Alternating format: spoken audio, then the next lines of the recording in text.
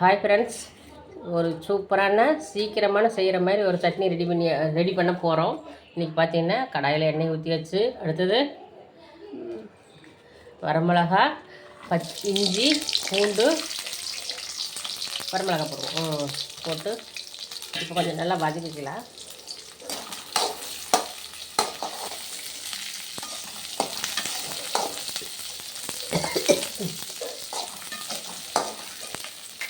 நல்லா எண்ணெயில் வதக்கலாம். வெங்காயம், பூண்டு தான் நிறைய போட மாட்டேங்குங்க.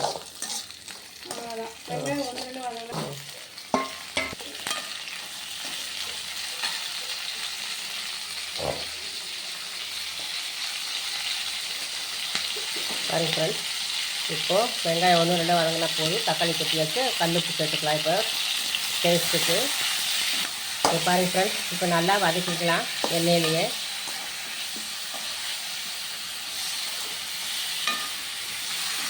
சூப்பராக பெரிய வெங்காயம், பூண்டு, இஞ்சி, வரமிளகா, தக்காளி எல்லாம் நல்லா இப்போ வதங்கிட்டு இருக்குது. நல்லா வதக்கி எடுத்துடணும். பாருங்க ஃப்ரெண்ட்ஸ், இப்போ பாருங்க ஃப்ரெண்ட்ஸ், தக்காளி, வெங்காயம் எல்லாம் இப்போ நல்லா வதங்கியாச்சு. இப்போ அது கூட கொஞ்சம் ஜீரகம் சேர்த்துக்கலாம். ஜீரகம் சேர்த்து நல்லா வதக்கிக்கலாம்.